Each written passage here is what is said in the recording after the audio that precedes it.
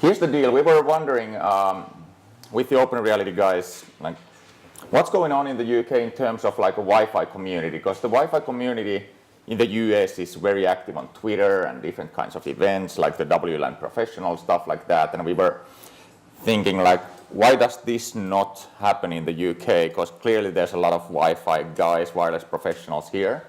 But is there a kind of way, like gathering that people could come to that would be local? And we were thinking of Wi-Fi based events in the UK, and we didn't really find any, did we? IP Expo is one, but that's definitely not Wi-Fi focused. So the deal was, okay, if there isn't one, then I guess we need to put one together, and here we are. Thank you so much for coming. Really, really appreciate your time. And without further ado, let's try to make the most out of it. So it's going to be death by PowerPoint for the next 2 hours. No, I'm kidding, hopefully. So I'm going to talk about site surveys today. How much time do I have? Like 40 minutes or something? 30 minutes. 30 minutes? Dude, you're... This is Q&A time. Fair enough. So, look at that animation though. Tons of countless hours in the hotel room making this presentation. Wow. So that's me. I do all kinds of janitorial duties at Ekahau with Mikko and Jaime and the guys. Can you raise your hand? So these gentlemen, when you will help you out in any in-depth questions today. So I work with Mikko a lot on the product side. So basically, he tells us what to do, and I make him coffee. Is that a fair statement? Something like that. So yeah, and then go to different kinds of events. I was in Rome this week at the Big C conference, and yeah, now here. If you want to hook up on Twitter or LinkedIn, whatever, highly recommend that. If you Google Jussi Wi-Fi, you should find me. Okay. About the agenda today, it's first we're going to talk about cars. And sorry, I need to actually have this on some kind of presenter mode, which I'm now failing. Okay, I guess that's all right. So first of all, we're going to talk about cars. Then we're going to talk about transportation mechanisms. And then we're going to go through some practical examples. So we only have 30 minutes, so try to keep up the pace here, but let's see what happens. So first things first, who here has heard of this road analogy, like road versus Wi-Fi, lane, stuff like that? Yes, some of you. Who here has seen my bar presentation? I did it on a webinar with Open Reality.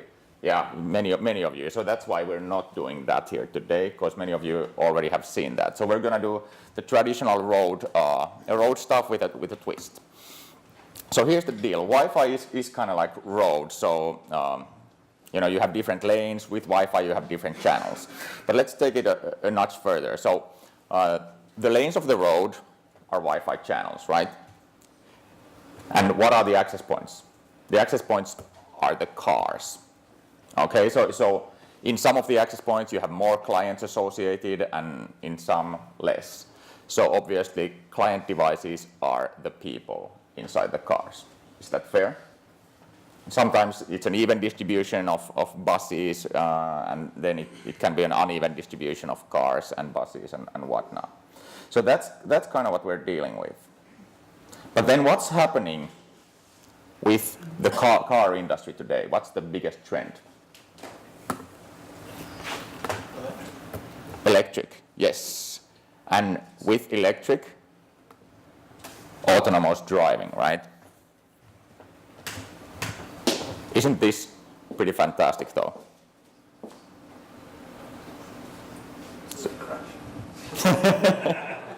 Exactly.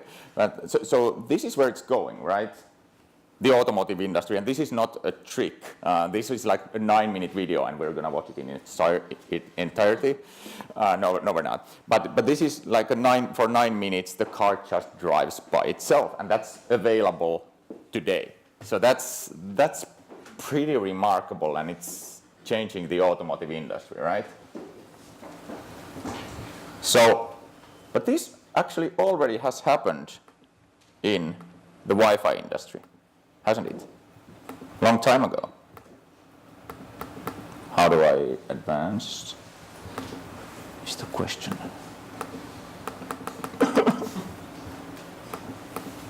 Okay, let me start. Yeah, exactly. I really hope not. But apparently, not only that, but we have to start from the beginning every time.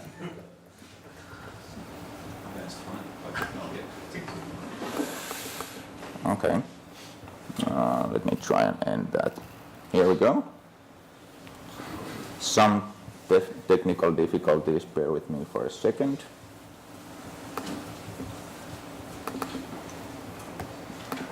Okay, continuing from here. Here we go. So, in Wi-Fi actually, it's already happened.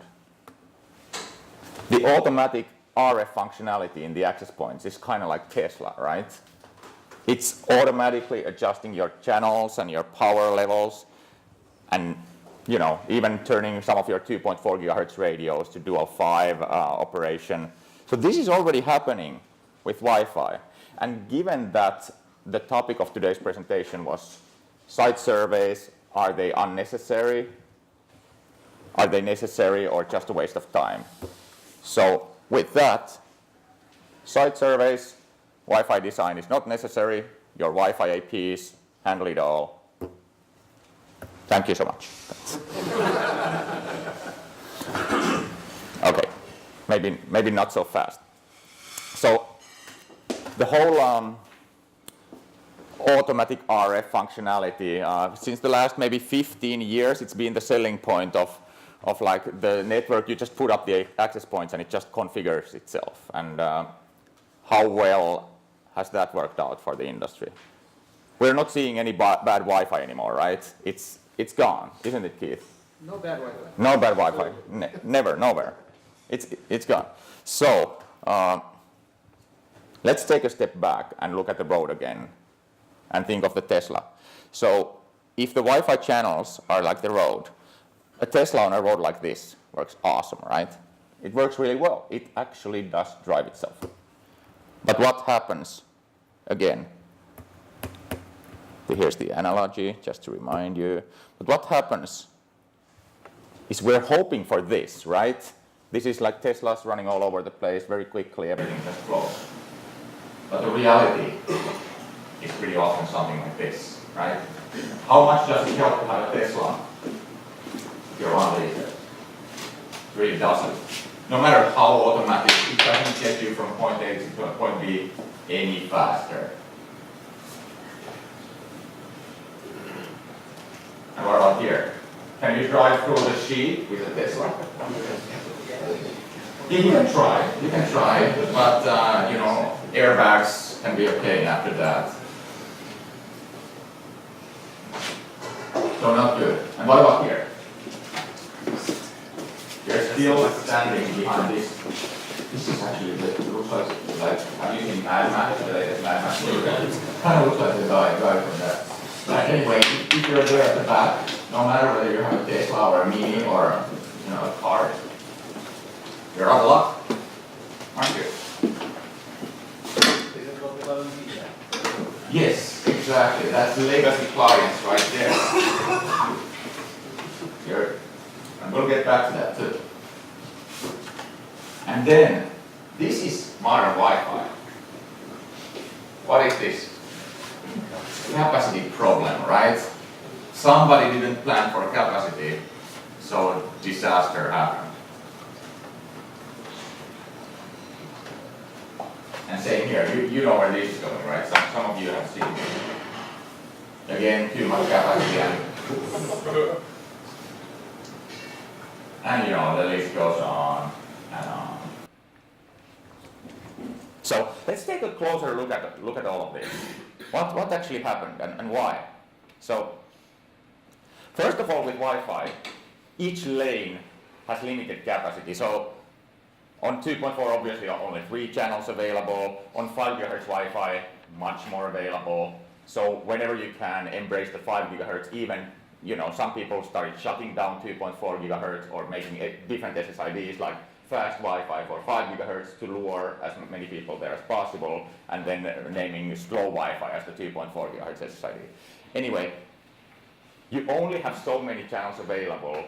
Use them wisely. That's the only role you have. And what is this? On each lane, it kind of makes sense to have one access point in a given location. This isn't really, it doesn't really increase your speed to have 2 cars in the same lane in the same location.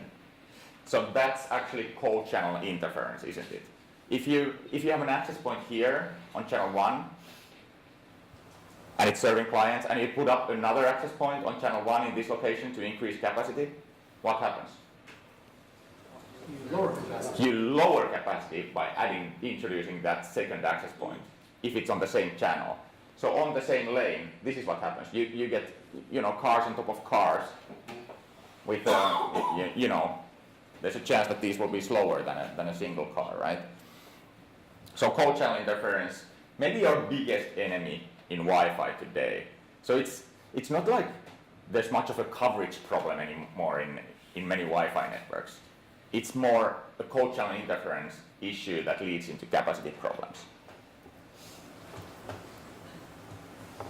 What's going on here?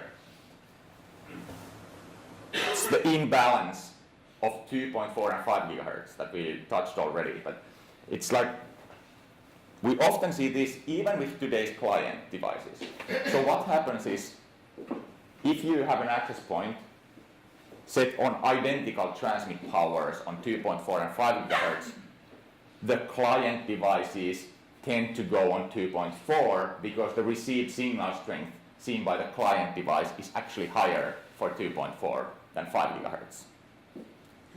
And then here's your 2.4 after that, and here's your 5. And this happens, and we just had a long argument about this, or discussion or debate on Twitter, like whether this still happens today or not. And it does. It does. Although the Apple, for example, Apple iPhones and laptops do prefer 5 gigahertz. And also we dug into the Android source code, and they actually, by design, also prefer 5 gigahertz, but this still happens a lot. So it makes perfect sense to kind of try to get that balance going by increasing your 5 gigahertz transmit power and lowering your 2.4 gigahertz transmit power. Lowering 2.4 transmit power also gives you the benefit of not so much co-channel interference. However, this situation is improving, right? The more and the newer clients we get, the more likely it is that those new client devices are aware and can better, associate to 5 gigahertz. And of course, you can do some of this on the infrastructure side. So there is band steering mechanisms and things like that on the infrastructure that you can use. Sometimes they work, sometimes they have blacklisting problems and stuff like that. And these are vendor-specific implementations, so know your stuff and try it out before rolling it fully on production. So what is this then? Interference, exactly. Non-Wi-Fi interference. So these guys don't play by the rules, do they?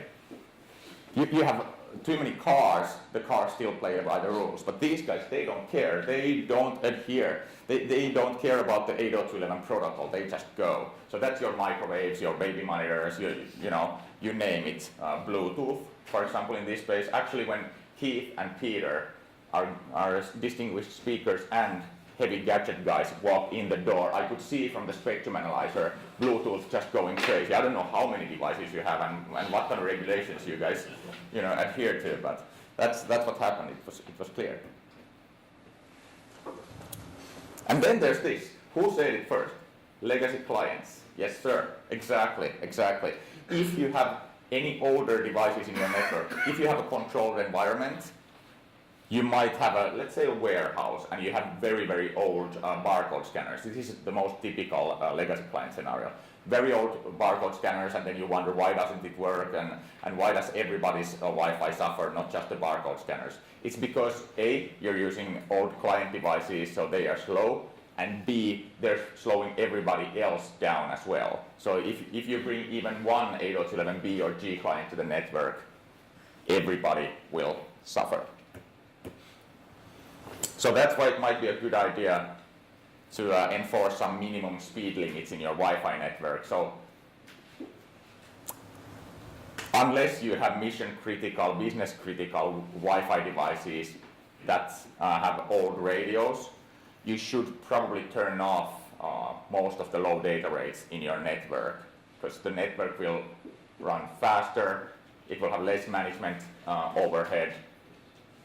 You just get rid of the old devices. And even if you have mission-critical old devices in your network, and you can't get rid of the barcode scanners, what do you do, Keith? Live with it. Live with it. Live with it, or tell the managers to buy a new set of barcode scanners, right?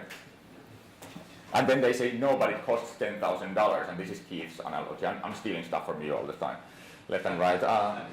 So then your manager says, no, but the new barcode scanners cost $10,000. And what do you say? That's still less than fixing your Wi-Fi. Exactly. How much crappy Wi-Fi is costing you on a daily basis. So. Anyhow, then there's the whole capacity dilemma. So the days of coverage-based design are pretty much numbered. And these days you should account more for coverage is easy, another key term. So coverage is easy, but capacity, it's not so easy, and getting rid of cochannel interference. So it's capacity design is there's several moving parts to it, but number one is eliminating cochannel interference from your network, and number two is actually doing some calculations on how much capacity you need from the network. And we'll take a quick look at that in a second. If there's one point I want to drive home today, it's just that, just like when you're planning the roads in the cities, you just don't do it randomly, do you? I think we need a road there, so let's draw it on the map. No, just do some kind of proper planning of the network. Talk to the users. Start by talking to the users of the network. Ask them what do they need out of the network. And after that, talk to the manager and get a different truth, and maybe it's somewhere in between. Talk to people. Try to formulate what is the network exactly used for, by how many people, what are we actually looking for, what is the business objective of the network, what kind of business are we supporting here, what kind of applications, and then start from that. And then you might say, after all this talk about cars and lanes, why shouldn't everybody just use trains? I mean, way better, right? Way more capacity. Well, there's certain issues with trains as well. Let's leave that to another time. How about we look at really quickly a couple of practical examples of happy path Wi-Fi design, and how much time do I have? 15 minutes. 15 minutes, perfect. We're halfway through. So, how about we start with the basics? This is what Wi-Fi looks like. So this is the spectrum, 2.4 gigahertz spectrum right here, right now, and we can see that some of the clients, sorry about that. You mean it's not enough for me to see? So yeah, here's the 2.4 gigahertz frequency right here, right now, and you can see that there's one access point on channel 1 that's going all the way to channel 3. Then there's one access point on channel 7. Now somebody started a file transfer. Mikko, was that you? Somebody who's associated on channel 1 started a pretty decent file transfer right now as we speak. And there's one access point here on channel 13. So anyway, a few access points, the bars tell me how strong the access points are. There's some Bluetooth going on here and there. But that's Wi-Fi. It's just energy being transmitted over the air, right? Small pulses of energy. And now we can see again. So when we say only 3 channels available in 2.4, that's exactly what it is. 1 channel, 2 channel, 3 channel. Anything else is overlapping. So if you put access points in channel 1 and channel 2, they will be overlapping. And that's not co-channel interference, it's actually worse. It's called adjacent channel interference. So in that case, the access points won't even be able to hear one another, so they won't be playing nicely. So even more disastrous. And that's what's happening here, for example. That's ACI, adjacent channel interference, right there. Then, let's look at 5 gigahertz. Oh, let me zoom out. There we go. So this is 5 gigahertz Wi-Fi. We talked about the imbalance of 2.1 and 5. Remember, the other lanes being full and the other lanes being pretty much unused. This is what we see, almost any hotel you go to, for example. This is very, very common. So we can see there's an intensive file transfer here. So there's an access point on channels 44, 48, channel bonded 40 megahertz, and another one here, actually several access points on channels 36 and 40.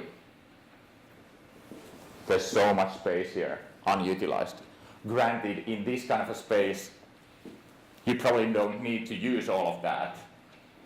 There aren't that many people here. But this is very common anywhere you go. And observe it if you're interested. So fire up a spectrum analyzer the next hotel you go to. Granted, the scenario is probably something like this.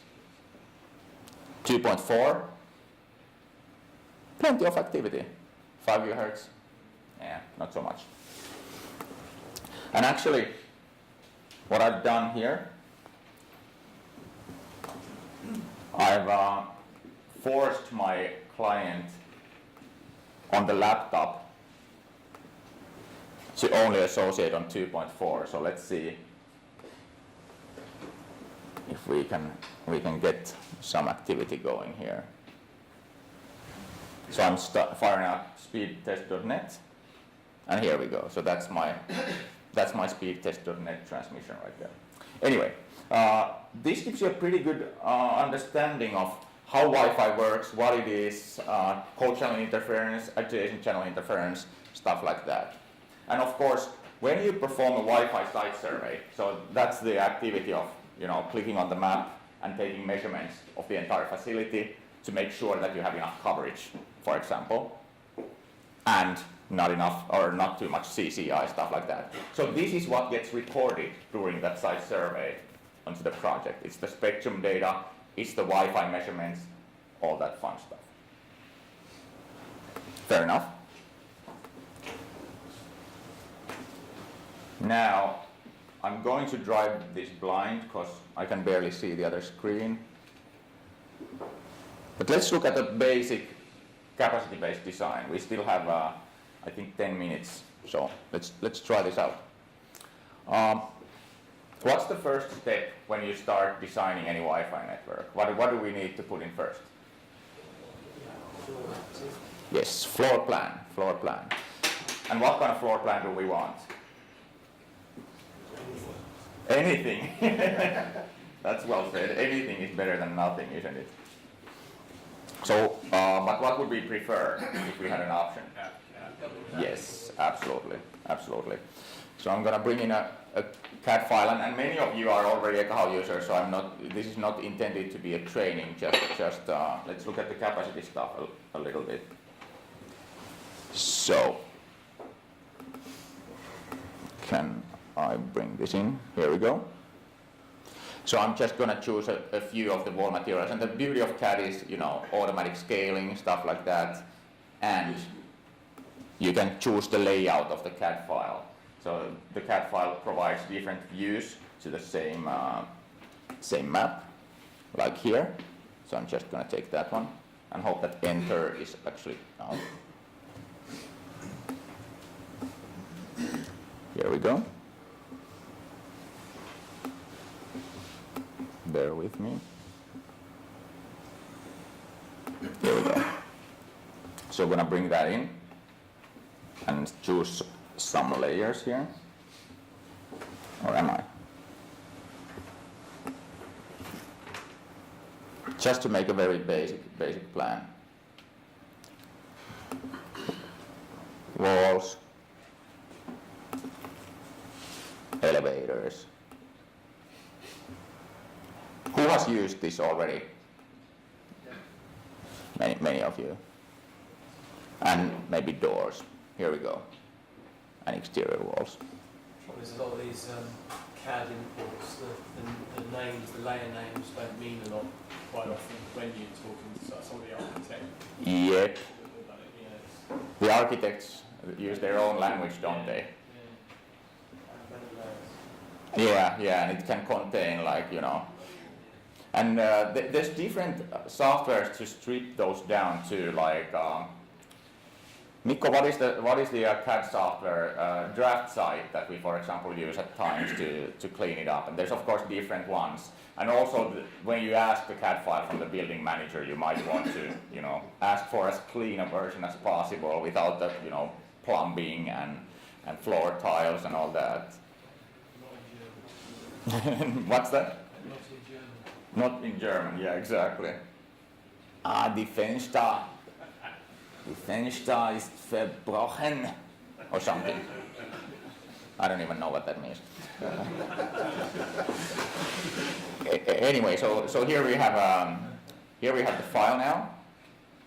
And when you start designing, maybe instead of just going through the temptation of starting to place APs right off the bat and making a coverage-based design, maybe think about capacity first. So, sorry about the slightly overly small UI, but that's fine. So what I'm going to do is I'm going to define the areas first before starting to plan anything. So just going to draw an area around the entire building. I do apologize for the sloppy work I'm doing, but I'm blind here, so here we go. Hey, good enough, right? And then indicate on that area how many devices are you going to have. And by default, for example, this tool just splits them in half, so half laptops, half smartphones. But you can go and configure that later if you'd like. So I'm going to say maybe 400 devices in the whole floor. So by default, 200 laptops, 200 smartphones. And then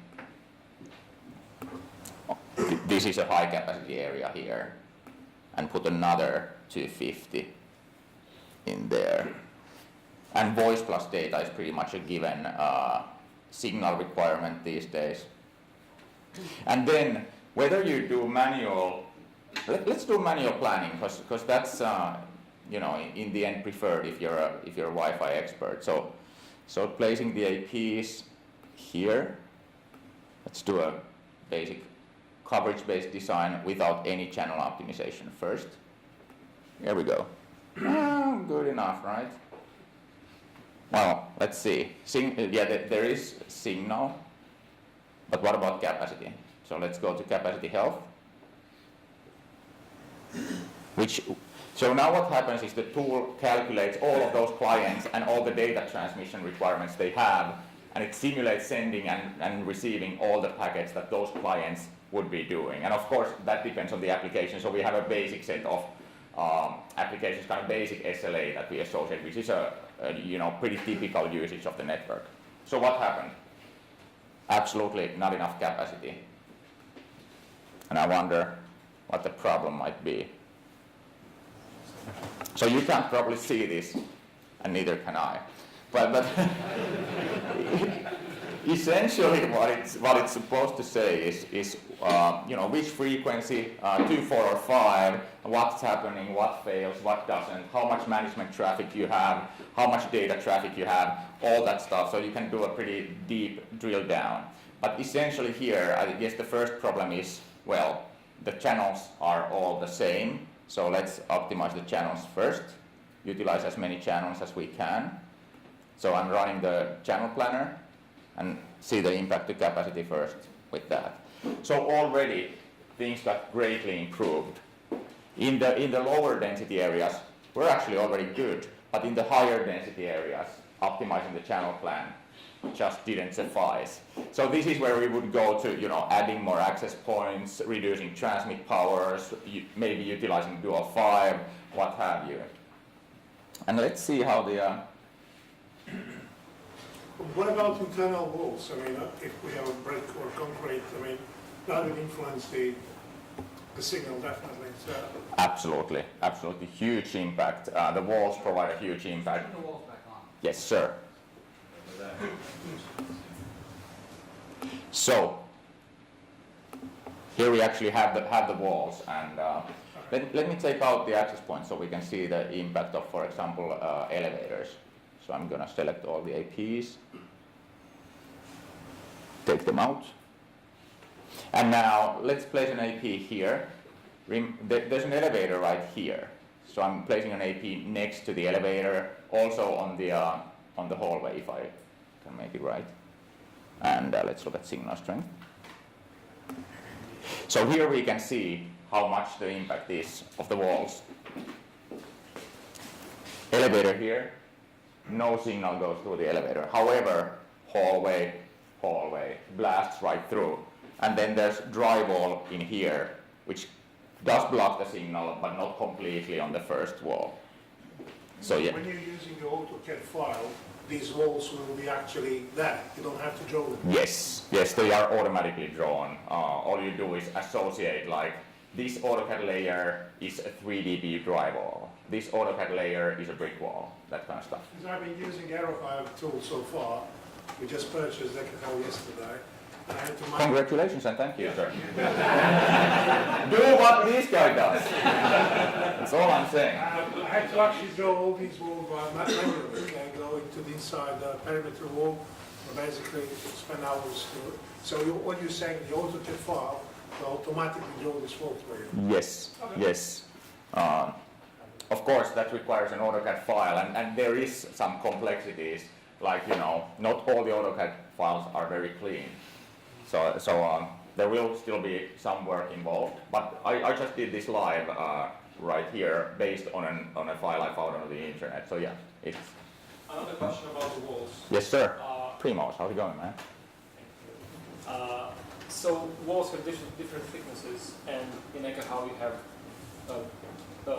attenuation per meter. Is that taken into effect when you're importing it? Yes, not directly from the CAD file, but you can edit the thickness of the wall in the user interface after. So,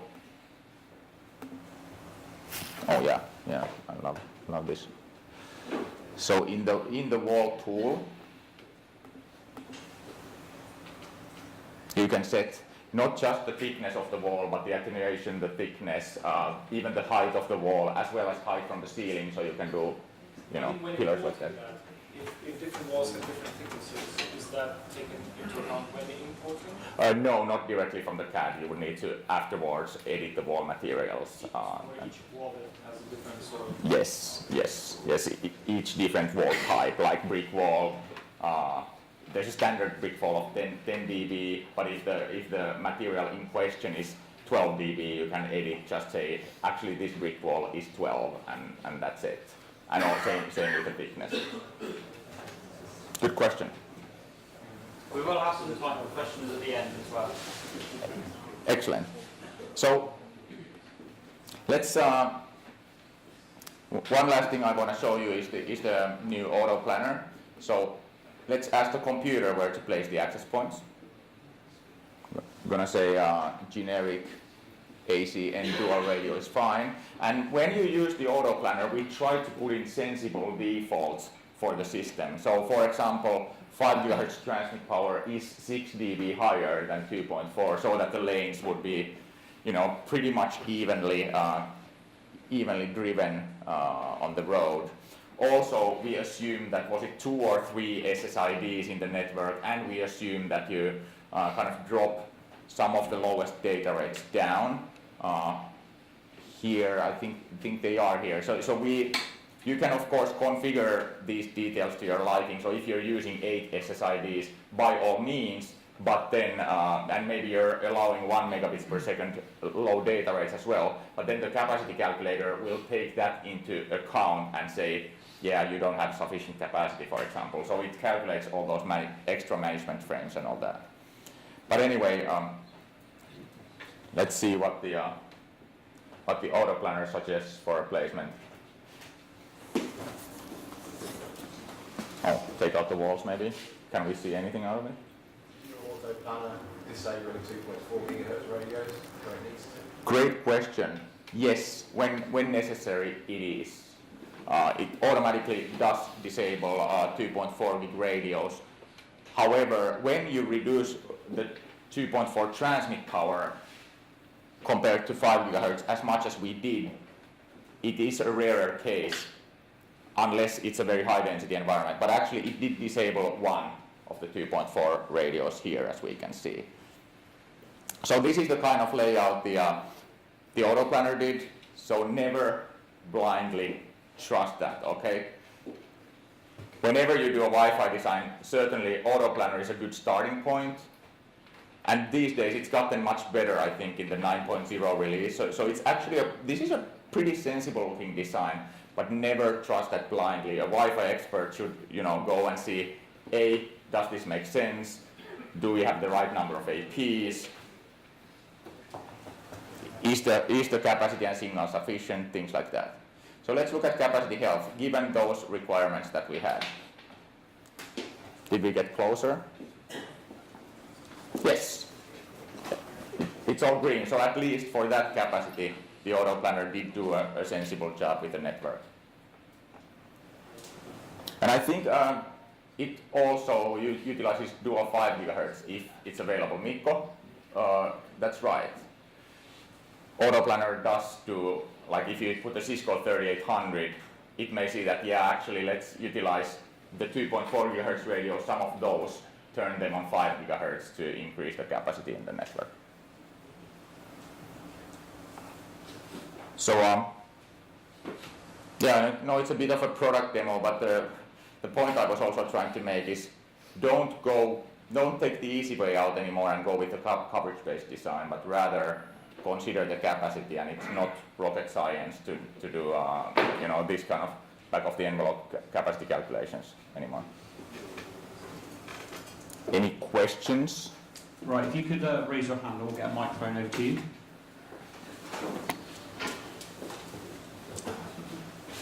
the high capacity area, 250 devices, we still have 2 access points in there. Can we comment that?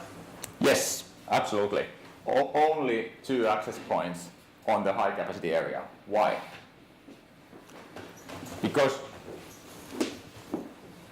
well, that's 4 radios in that area, but it's being held by everybody else here. So the system is smart enough to understand that there's life outside the high capacity zone as well, and it looks at the entire site, not just inside the capacity area.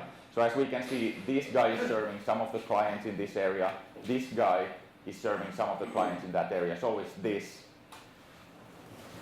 So it kind of divides, knows that the capacity will be divided not just to the access points inside the area, but also the access points outside the area. Well, yeah, it's a good estimation, I have to agree. It's not always the reality. Yes. As we said before. Absolutely. And never take this as a word of God, like this is where you need to place them because Eka said so. No, it's not a Wi-Fi engineer, it's an algorithm. Yes, thank you. Good question. Any other questions? Find out there about tri-radio. Tri-radio? For the auto planner has not been optimized for tri-radio, but as we see tri-radio access points perhaps and probably getting more and more prevalent, we will of course be adding more intelligence to the auto planner as well. But on the manual planning, you can add tri-radio APs. I'm looking at Mikko to get his acceptance for my lies here. But yes, for the manual, yes. For the automatic, no. It's 2 dual band and dual 5. What version are you running here, you see? Do you need to upgrade to get the Sidekick working? What version am I running? Great question. This is 9.1 beta, and if you purchase the Sidekick, you will get 9.1 beta as well. So there won't be a situation where we send you a Sidekick and say, ha, you can't use it yet. I'm a fan of The Simpsons, but not that big of a fan. So yeah, so you need to get a Sidekick to get the 9.1 beta, but the 9.1 official will be coming out December. So if this is a two-story building, my understanding is that version 9 can actually provide the design between floors. So this Absolutely. design you're seeing right now could be influenced by adding the next floor. Yes, absolutely. And if I brought in, I didn't have the time for the demo to bring in more floors, but yes. So this would be this is actually a 5-story university building in Alaska, and I can bring all the floors and align them on top of one another. And yes, the signals, you can actually see the signals going through the floors, and the auto planner will kind of do a zigzag placement also for the access points, trying to optimize the locations between the floors. As long as the floors are not divided by concrete. Yes, then if it's heavy concrete, there's basically nothing going through, right? Okay. So you can map the wall or the floor materials as well. Yes, sir. So with the Sidekick, when you're doing the site survey, you can plan your places APs and stuff. Is it going to be coming into Echo to place interference, like you're saying Bluetooth, maybe one of those plastic wiring? Will you be able to the functionality to place that onto the actual map so you can get an indication of where they all are? During the planning phase or the survey? This is when you're doing the survey, sorry. So when you do a site survey and you're doing your water and stuff, you obviously can place the APs automatically. Is there going to be a functionality to bring in interferers so that you can place like an interferer on the map to show where there are, like you said earlier, non-interferers like Bluetooth, etc.? Now this is a politically difficult question, but since it's just us and this small circle, yes, we are working on that. It's on the near-term roadmap to automatically, as you do a survey, identify interferers and also place them on the map based on the interferer range and location. So yeah, we are very much working on it. Questions over these? On auto planner, directional antennae or hyperlocation? Come again? Directional antennae or hyperlocation? Directional antennas totally supported both, this way as well as up tilt, down tilt. Hyperlocation, no, we have no features for the Halo or Cisco hyperlocation when it comes to the Halo's angle of arrival system. No, I'm just thinking for location-based services, autoplay, obviously it's a different type of survey or AP locations that you'd be looking at. So Yes. again, a feature for the autoplanner to take that into consideration. Yes, and actually, if you're doing Wi-Fi only based RTLS, so not with infrared, not with this fancy angle of arrival thingies or things like that, for just Wi-Fi based RTLS, there actually is a profile. So instead of voice and data for the area, you would see location-based services, and it does make a denser design, and it prefers corner placements to maximize the accuracy and stuff like that. So yes, it's there. Yes, sir. So, you'll be able to display the interferers, the question before last. Will you be able to perform a virtual site survey or a predictive site survey, and then do a physical site survey afterwards and combine the results and tune your virtual site survey with the data you gather from? Excellent question. Can you tune the simulation based on the measurements? So maybe I don't have time to do a full site. I can't do a full walk around of the building, but I've done a virtual site survey and I want to do a walk around of the bits I can reach. Can I use that to tune my? Today you would need to fine-tune your virtual site survey manually, but yes, that's the holy grail. So within the next year and a half, we'll be working on the automatic tuning of the board materials and things like that. Okay, any final questions? Just one more. Yes. Again, gradients. Graded floors. Ah, yeah, incline floors. Incline floors. I wish I got $1 every time I hear that, so I keep on thinking about it, sorry. don't worry about it. So not in the next release, but it's on the back of our minds all the time. One more question, then I'm out of here. No, I saw some hands being raised here, but maybe the questions were already answered. So with that, again, thank you so much guys for coming. I really appreciate your time, and any questions you have later on, Open Reality guys, we're here. So yeah, hope to see you for a beer after. Thank you.